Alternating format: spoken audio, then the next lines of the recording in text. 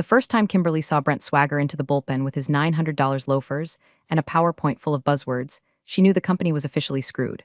Not in a blaze of glory bankruptcy way, no. This was the slow, stupid death of a place that used to take pride in doing things right.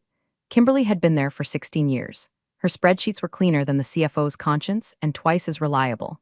Every invoice, every shipping manifest, every gas station receipt that ran through that company passed under her magnifying glass. And now, this human TED talk and hair gel was telling everyone they needed to think more vertically. She didn't say anything that first week. She just watched. She watched as Brent fired the night janitor for not fitting the brand image. She watched him install a neon sign that said disrupt or die in the break room, where the coffee machine still groaned like it was powered by coal. Most of all, she watched the numbers. Fuel costs, for example. For 3 quarters running, Kimberly had flagged a mild but consistent rounding error in the invoices coming out of the Phoenix hub. It wasn't massive, just a few $100s a week, but always in the company's favor, never the vendors. When she brought it up during the last audit cycle, the old CFO had nodded, thanked her, and actually corrected the ledger. Brent's new guy, though. He chuckled and called it operational lubrication. Now before we go further, quick favor. See, apparently 97% of y'all watching these stories haven't subscribed. I'm trying to hit my first 10,000 subscribers ever, so if you're enjoying this and want more tales of quiet office vengeance and poetic justice, go ahead and smash that subscribe button. It's free, unlike Brent's PR consultant. Anyway, Kimberly's desk sat at the end of the 3rd floor, tucked behind a filing cabinet fortress she'd built for herself over the years. It wasn't fancy, but it was hers, one of those low-profile cubicles where the silence became sacred. Her keyboard had a worn-down enter key from years of exporting truth into Excel cells. On this particular Thursday morning, she was sipping her lukewarm tea, cross-referencing warehouse receipts when she noticed it again. The fuel variance was up to $614 this month. Not flagged, not corrected, just padded. Funny how the math always favors the optimists, she muttered. 2 cubicles down, Tara from marketing was loudly explaining to someone over Zoom how the company was vibing into a new fiscal frontier. Kimberly gritted her teeth and typed faster. She'd seen this before. Hype men come in, numbers go sideways, and eventually someone ends up testifying in front of a congressional subcommittee. At the weekly ops meeting, Brent sauntered in with a stupid ceramic mug that said data is sexy. He flipped open his tablet and projected a graph that might as well have been drawn with crayons: skyrocketing growth, flawless efficiency, customer satisfaction at 93%. Kimberly stared at the curve and knew it was fiction. Any questions? Brent asked, flashing the teeth of someone who's never had to worry about Cobra insurance. She cleared her throat. Just curious where you source those figures. They don't match what's in the core ERP. Oh, we layered in some sentiment analysis from the support tickets, Brent replied, waving her off. Adjusted for trajectory. Trajectory doesn't pay diesel, she said flatly. The room went quiet. Brent chuckled like she was a charming inconvenience. The meeting ended early. She got no answers. Back at her desk, she opened her master fuel log and stared at the cells. For a moment, she hovered over the flag discrepancy button she'd created years ago in her custom review tool. Then she hit it twice. Because if the truth made her too negative, then she'd damn well document every crumb of reality until the day they kicked her out. Maybe longer. Brent's office looked like the inside of a tech startup that died of aesthetic overdose. Concrete wall with one artfully cracked slab, 2 leather chairs that had never hosted an ass with job security, and a whiteboard filled with arrows pointing to words like synergy and agility. Kimberly stood at the door clutching her quarterly report like a schoolteacher forced to explain math to a TikTok influencer. Kimberly, come in, Brent said with that salesman's smile that made you check your pockets afterward. He gestured at the chair across from his glass desk, where her report lay, massacred in red ink like a crime scene. She sat down slowly, taking in the dramatic lack of paperweights, family photos, or any item that implied permanence. Brent leaned forward, tapping her report like he was about to read her palm. So I went over your projections. Very thorough. Very, he paused to find the most insulting compliment. Realistic. But we're not trying to survive, Kimberly. We're trying to thrive. She folded her hands in her lap. The numbers are accurate. We've got backlogs in Arizona, warehousing inefficiencies in Boise, and our fuel overhead is 11% higher than Q2 last year. That's not thriving. He let out a short laugh, the kind that only makes noise in the throat. That's one version of the truth. What I need is a version that supports our forward momentum. You get what I'm saying? No, she said plainly. Brent slid the report toward her like he was handing over a napkin covered in ketchup. You've got to frame it more optimistically. Instead of saying we're behind on shipments, say we're transitioning through a growth bottleneck. Instead of citing increased costs, emphasize strategic fuel partnerships in progress. You're too focused on the whole, not the donut. She blinked. You want me to lie? I want you to be a team player, he replied, with the oily confidence of a man who inherited both title and teeth. This company's image is half the battle, and your tone, it's uninspiring. Your report reads like a eulogy. She picked up the pages, flipped to the section on regional losses, and tapped it. This is data, not fiction. You hired me to analyze logistics, not spin bedtime stories for investors. He leaned back, smile evaporated. We're looking for people who see the donut, not the hole. You're just too honest about the wrong things. That's when she knew, not guessed. Knew. She stood up, smoothed her skirt, and gave a single nod. He waved at the door like he was swatting a mosquito. We'll process your severance package. HR will be in touch. By the time she got back to her desk, a company-wide email had already gone out announcing a departmental reorientation and thanking Kimberly for her service during a time of transition. Her inbox was being quietly archived before her eyes. A junior associate she'd trained last spring couldn't even look at her. The printer jammed when she tried to run her personal tax forms. Of course it did. In her drawer was a ceramic mug that read, "Don't confuse my quiet with weakness." She threw it into the cardboard box without padding. 38 minutes. That's how long it took her to pack 16 years of integrity into a banker's box, walk through a hallway of lowered eyes, and step into the parking lot where her decade-old Honda Civic waited like a loyal dog in hospice. She sat in the car with her box in her lap. The sun was too bright, and the dashboard smelled like lemon cleaner and betrayal. That's when it hit her, not sadness, not shock. Rage.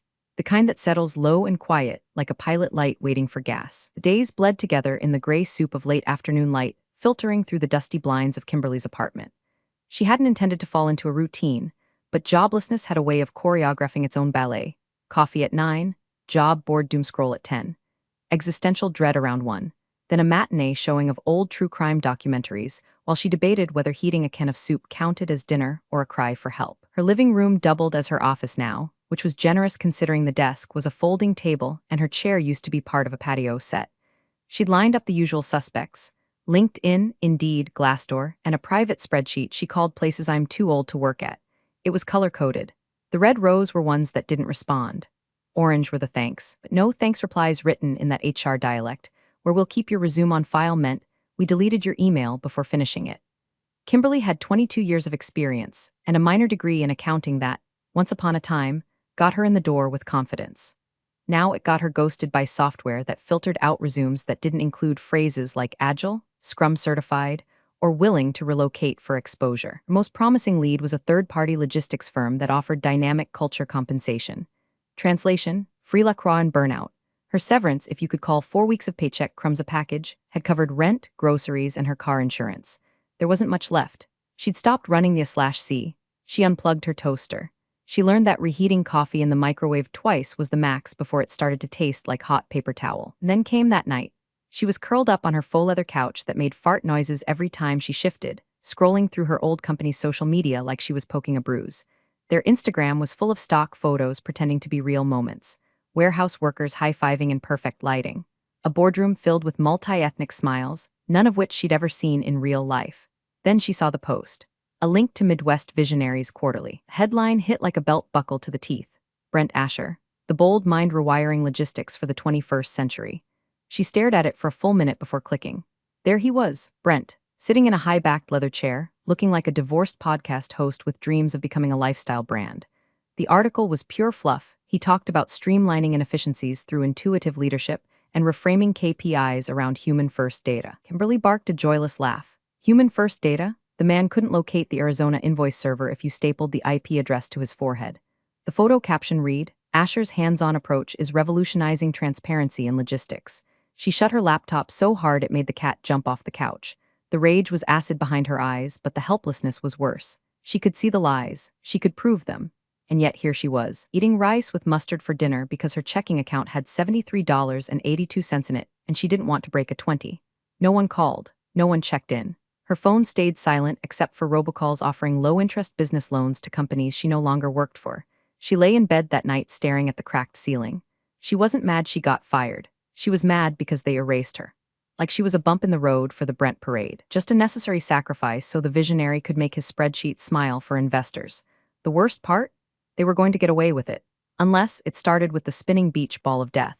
Kimberly's ancient MacBook had been wheezing for days, refusing to open even simple PDFs without protesting like an arthritic dog. She'd finally had enough and decided to clean house, delete duplicates, clear the downloads folder that had become a graveyard of tax forms and takeout menus, maybe even dig into that mysterious system other eating up half her hard drive. She didn't expect to find that folder. Tucked deep in a subfolder labeled 2022 Q3 Backup Temp Do Not Delete, She found a file directory she didn't recognize. When she clicked into it, her screen flashed a window titled, Brent's Edits. It stopped her mid-sip of instant coffee. The name alone was like a slap. For a moment she just sat there, cursor hovering as if opening it would release a ghost. Then she clicked. Inside, dozens of Word docs and Excel sheets, side-by-side versions of every quarterly report she had submitted over the past year. Her originals were intact. Every footnote, every reference, every sober projection cross-referenced with depot logs and vendor contracts. Right next to them, the versions Brent had reviewed and cleaned up. Except cleaned up in this case meant scrubbed of anything remotely truthful. He had removed entire rows of fuel overages, edited customer churn percentages from 8.7% to 3.2%, added bullish language like record-breaking throughput and unprecedented logistical efficiency. On one spreadsheet, he'd literally changed a minus sign to a plus, flipping a $42,000 loss into a $17,000 gain with all the subtlety of a toddler lying about cookies. Kimberly's mouth went dry. She leaned in. The timestamps on the files showed they were all saved the day before board meetings. Each one followed the same formula, her version, then a doctored copy renamed with a cleaner title, Q2 Final, Approved Numbers, Shareholder Summary. Not one of them matched reality. And then, sitting like a rotting cherry on top, was a PDF labeled Investor Brief Draft. Brent had signed it, the same numbers, the same lies, sent out to stakeholders with her work as the foundation. Her fingers curled into fists on the keyboard. This wasn't spin. This wasn't optimism. This was financial fraud. Systemic, premeditated, falsified reporting used to mislead clients, partners, and possibly federal entities that regulate shipping compliance. She wasn't just let go for being too honest. She was collateral damage in a cover-up. And the evidence? It was sitting right here. On her old, overheating laptop, tucked in a forgotten file Brent probably assumed had died with her employee ID. She sat back, heart hammering. A week ago, she'd cried because her microwave sparked when she tried to make popcorn. She'd felt useless, discarded, broken. Now she stared at her screen like it was the ignition switch on a missile. These people are criminals, she said aloud. The words felt strange but honest, heavy but inevitable. And for the first time in weeks, she didn't feel helpless. She felt dangerous. This wasn't vengeance. Not yet, this was inventory, facts, a roadmap to the truth they'd buried. She opened a new folder and titled it simply, Evidence. Then she copied every file, original and doctored, and backed them up twice. USB, cloud, email to herself. She even printed a few of the worst offenders, just to hold the weight of the lie in her hands. As the printer coughed out page after page of polished corruption, Kimberly felt the fog lift from her brain like smoke rolling off a battlefield. She didn't know exactly what she was going to do next. But for the first time in a long time, she knew why. Kimberly hadn't been to the downtown library in years, not since her niece's failed science fair experiment involving vinegar, baking soda, and a regrettable rug stain. It smelled the same, though. Dusty encyclopedias, disinfectant, and the slow decay of forgotten knowledge. Perfect for plotting corporate ruin. She chose a computer in the far corner beneath a flickering fluorescent bulb, the kind that buzzed like it was broadcasting Morse code to ghosts. She didn't log into any accounts. She used DuckDuckGo. She cleared cookies every 5 clicks. And what she searched for wasn't revenge, it was procedure. How to report financial fraud anonymously. Which agencies oversee interstate logistics compliance. DOT whistleblower hotline. SEC Form TCR reporting instructions. She took notes the old-fashioned way. Legal pad, ballpoint pen, handwriting small and slanted like it was afraid to be seen. By the end of the afternoon, she had a crude flowchart drawn with arrows and circles. Each node marked verify, double-check, or needs evidence. She'd outlined 3 separate reporting pathways: Department of Transportation for falsified logistics data, the SEC for cooked investor reports, and the IRS as a last resort nuclear option. The next day, she took the bus to a Walmart on the edge of town. She wore a hoodie and a surgical mask, not for disguise, because it felt like armor. She paid cash for no-name Android phone and the cheapest off-brand Chromebook they had. The clerk didn't look twice. He was too busy trying to upsell a Fortnite gift card to a 9-year-old behind her. At home, she set the phone up with a prepaid SIM, turned off GPS tracking, and created a new Gmail under a name that sounded like a yoga instructor from Delaware. Paige Melrose 123. The Chromebook got the same treatment. No logins, no syncing. She even disabled the microphone. Next came the real work. She spent the next 6 nights hunched over her folding table, surrounded by sticky notes and USB drives, cross-referencing every altered spreadsheet against her originals. She organized them by quarter, by region, by offense. Fuel fraud, false cost projections, manipulated client retention numbers. She created a master timeline of when each doctored file had been created, when it had been sent to the board, when the company released glowing statements to the press. She stripped every file of metadata, using free tools she downloaded from obscure GitHub repositories, then checked each one twice. She renamed everything with generic labels like Q2 Review Alt and Fuel Invoice Delta. If someone ever found this trove, it would take a full forensic team to connect it back to her. And even then, it wouldn't be easy. Her evidence binder, yes, she had a binder, grew thicker by the day. She slid the printouts into plastic sleeves, each one tabbed and color-coded.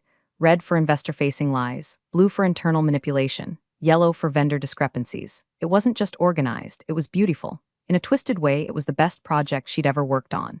She didn't feel joy. Not yet, just purpose. Cold and clean like a scalpel. Each night, after she powered down her burner devices and tucked her binder under a loose floorboard in her closet, she'd make herself a cup of tea and stare out her window at the gas station across the street. Trucks came and went, headlights cutting across the dark like blades. It reminded her of the depot terminals she used to audit, of the fuel sheets she used to balance, of a time when truth mattered. Now, she was building something else entirely. Not a report, a reckoning. And every page she added to the binder was one more nail in Brent's custom-built, neon-lit coffin. The coffee shop buzzed with startup energy and oat milk arrogance. AirPods in every ear, laptops glowing with half-written pitches and failed novels. Kimberly blended in like wallpaper, hoodie up, glasses low on her nose, and her Chromebook perched between a caramel macchiato she hadn't touched and a muffin that had gone cold hours ago. She'd chosen this place for its noise. The hum of conversation made her heartbeat seem normal. No one noticed the woman in the back corner typing like her hands were made of wire. The email draft had taken her 3 days. Every word was sharpened like a blade, concise, factual, no flourish, no anger. Just data. Cold, clean, devastating data. To whom it may concern, I am submitting this report as a private citizen, concerned about ongoing financial misconduct within company name. Attached is a summarized document outlining discrepancies in quarterly fuel costs, falsified investor reports, and internal data manipulation spanning from Q3 2021 to Q2 2023. I encourage your office to cross-reference report IDs listed within the attachment with public filings submitted during that time. This tip is submitted anonymously for personal safety. She'd reviewed it over and over. Grammar flawless, tone neutral. The PDF attached was a bullet, a 14-page dossier of tables, report IDs, dates, and discrepancies, all supported by the documents she now had backed up in 3 places. No names, no speculation, just fraud in plain numbers. She reread the email one final time. Her hand hovered over the mousepad. What if I missed something? What if I slipped up and they trace it? What if it's not enough? The panic rose like bile, thick and chemical. Her eyes darted to the exit. Her lungs forgot how to breathe. Then she clicked, send. The button grayed out, the tab closed, just like that. No explosion, no police sirens, no fireworks. Just the hiss of a milk steamer and a guy in a Patagonia vest loudly explaining NFTs to a date who looked like she regretted her existence. Kimberly closed the Chromebook slowly. Her fingers trembled, not with victory, but fear. The kind of fear you feel after jumping off a ledge and realizing there's no going back. She walked out the door into the afternoon sun. It was too bright. Everything felt too normal. People laughed, cars honked. It slurped smoothies next to a barking golden retriever. The world spun on like it hadn't just shifted forever. Her knees felt weak on the sidewalk. She sat on a bus stop bench, the burner laptop zipped tight in her tote. Her palms were sweaty. Her breath was shallow. You did it, she told herself. But another voice whispered, what if they find you? What if Brent had a lawyer crawling through email headers right now? What if some intern flagged the file and traced the IP? What if she'd forgotten one little metadata tag, one breadcrumb?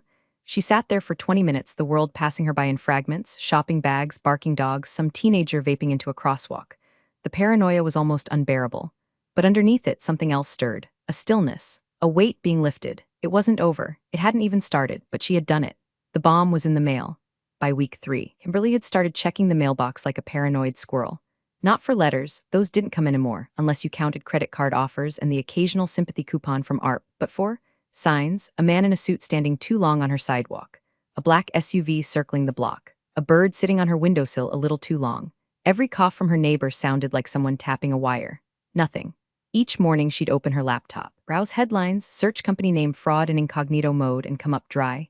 No news, no whispers, just silence stretching long and taut like dental floss over a garbage disposal. She started to doubt herself. Maybe she'd sent it wrong. Maybe it got caught in a spam filter between a prince offering gold and a reverse mortgage miracle. Or maybe worse, it wasn't enough. What if the numbers hadn't screamed loud enough? She avoided looking at her binder. It sat under the floorboard, thick with receipts and betrayal, but even holding it made her heartbeat skip like a scratched record. The adrenaline that had fueled her through planning had curdled into fatigue. The longer nothing happened, the more it felt like she'd hallucinated the whole damn thing. Then came the text. Tara, 2:14 p.m. weirdest thing. A bunch of PPL in suits here asking about old fuel invoices? Nobody knows who they are. All hell is breaking loose. Kimberly froze mid-bite of her off-brand cereal. Her spoon clinked against the chipped ceramic like a starting pistol. She stared at the screen. Read it again, then again, old fuel invoices. She put the bowl down gently and stared at the wall for a long time like it owed her an explanation. A bunch of suits, asking questions. Chaos. Her hands started to tremble, but not from fear this time, from something darker, colder, sweet and metallic in the back of her throat. It was starting. She didn't respond to Tara. She didn't need to. Anything she typed would either be too obvious or not enough. Instead, she opened LinkedIn, typed in the company name, checked the executive roster, which she hadn't done in weeks. That's when she saw it. Gary R., former CFO at company name, resigned to pursue new opportunities. Posted 3 hours ago. No farewell post, no endorsements, just gone. Gary had been with the company 10 years. He'd weathered 3 recessions, 2 leadership overhauls, and Brent's attempt to make TikToks in the break room. The man didn't resign without an oxygen mask and a golden parachute. Kimberly leaned back in her chair, her face slack with something like awe. Like watching lightning strike the exact tree she pissed on last year, so it had landed. The tip didn't bounce. It burrowed, deep enough to rattle the bones. She closed the laptop slowly, savoring the moment. Her apartment still smelled like burnt toast. Her rent was still overdue, but for the first time in weeks she smiled. A small, quiet smile. She didn't know what would happen next, but she knew this wasn't over, not by a long shot. The headline hit her like a slap wrapped in silk. Assets of company name frozen by federal regulators amid fraud investigation. It was right there in bold type, just below a banner ad trying to sell her ergonomic socks and a news ticker reminding the world that the Dow was up 3 points. Kimberly clicked the link with trembling fingers, heart thrumming like a hummingbird trapped in a mailbox. The article was straightforward, clinical, even. Federal regulators had launched a formal inquiry into the company's financial filings, citing significant irregularities in quarterly reporting and cost structures related to logistics and fuel procurement. Effective immediately, all assets were frozen. No payouts, no bonuses, no investor activity. Her eyes scanned every word like she was afraid it would vanish if she blinked too hard. Halfway through the second paragraph, it landed. According to sources familiar with the matter, investigation was initiated after an anonymous tip provided regulators with internal documents and edited reports indicating possible fraudulent activity. Her hand flew to her mouth, as if to hold in the sound she wasn't sure she was about to make. But nothing came. No laughter, no gasp, just silence. Then slowly, beautifully, a smile broke across her face. Not wide, not manic, but deep. The kind that starts in your spine and climbs up, vertebra by vertebra until it reaches your teeth. Anonymous tip. She leaned back in her chair like she'd just watched a rocket launch from her own backyard. Not a big, flashy firework, a missile, sleek, silent, precise. The kind that leaves a crater where a lie used to live. She refreshed the article twice. It didn't change, this wasn't a rumor, this was public, confirmed, real. She searched the company's website down for scheduled maintenance. Their social media. Silent, the last post had been a sunny photo of Brent shaking hands with some local Chamber of Commerce school. A hollow caption, proud to build a transparent future. Kimberly almost snorted tea through her nose. The irony was biblical. She spent the next hour surfing finance blogs, Reddit threads, even Twitter, where a handful of logistics nerds were already speculating about what went wrong. Some thought it was an internal leak. Others guessed at vendor lawsuits. Nobody knew the real story. Nobody knew it was a woman in a faded hoodie with a $179 Chromebook and a binder full of truth. She didn't correct them. The beauty of it all, the pure, unfiltered schadenfreude, wasn't just that they were being exposed. It was that no one knew who had done it. She had become a ghost with a scalpel. There would be meetings now, emergency calls, executives scrubbing hard drives and lawyers digging through emails and Brent screaming at assistants to fix it. But you can't plug a leak when the dam's already collapsed. Kimberly stood, stretched, and looked around her apartment. Nothing had changed, and yet everything had. The couch was still lumpy, the ceiling still cracked, her tea was still cold, but she felt taller, lighter. Like she'd dropped a 10-ton weight she'd been carrying so long, she forgot it wasn't part of her spine. There was still more to come, she knew that. But today, this day was hers. Let the fire spread. The building looked smaller now. Kimberly sat in her car, engine off, hands resting on the steering wheel like she was waiting at a red light that never changed. Across the street, the glass facade of company name gleamed under a flat, gray sky, but the parking lot was nearly empty. No delivery trucks, no laughing interns, just a few scattered sedans and a security guard chain-smoking beside the back exit. She hadn't been back here since the day she was fired. The day Brent smiled through his veneers and told her to look at the donut, not the hole. Well, the donut was moldy now, and the hole had teeth. Her phone buzzed in the passenger seat. She glanced at the screen. Tara, she picked up. Kimberly, Tara's voice was low and breathless, like she was hiding behind a potted plant. We're not going to believe what just happened. A pause, they're here. Kimberly didn't have to ask who they were, 2 federal agents, maybe 3. Brent was in the conference room yelling so loud you could hear him through the glass, said something about how it was all standard investor rounding. Then someone handed him a folder, big one, thick. Kimberly said nothing, just watched the entrance. Now he's being escorted out. Like, walked out, he's holding a box. Literal cardboard box, Kim. It's like something out of a movie. Kimberly's eyes locked onto the front doors just as they opened. And there he was. Brent Asher, Mr. Synergy, Mr. Growth Hack the Economy. The visionary in a tailored suit now looked like a college freshman who just failed his finals and got dumped before winter break. No entourage, no PR team, just a box in his arms and a face frozen in a cocktail of rage, confusion, and panic. He wasn't yelling now, he was blinking into the daylight like it hurt. A pair of plainclothes agents flanked him, not touching, just present. Behind them, a woman from HR Kimberly didn't recognize clutched a clipboard and looked like she wanted to disappear into her blouse. He looks like he's gonna puke, Tara whispered. Kimberly cracked the window and let the breeze in. Brent stood there on the sidewalk, staring around like he expected someone to explain what just happened. No one did. A breeze picked up, blowing his tie sideways like it was trying to flee him. He's gone, Tara murmured. Kim, I don't know what you did, but holy hell. Kimberly ended the call without saying a word. She didn't need to. Across the street, Brent looked straight ahead but not at her. He couldn't see her. She was parked in the shade, windows dark. Just another anonymous vehicle on a quiet afternoon, but she saw him. She watched as he shuffled toward his Tesla, fumbling with the keys, the box wobbling in his arms. One file slipped out and skittered across the pavement. He bent to grab it, knees stiff, face red, and for a moment she wondered if he knew, if he felt it. The invisible presence of the woman who saw the whole, who refused to lie, who chose the truth when it hurt and weaponized it when it counted. He didn't look back, neither did she. She turned the key, the Civic coughing awake like an old friend, shifted into drive, pulled away from the curb without so much as a glance in the rearview mirror. Brent's story was over, and Kimberly's, it was just beginning. You're the real MVPs of the office jungle. Thanks for watching. Smash that subscribe button, or the coffee pot might just forget your next brew.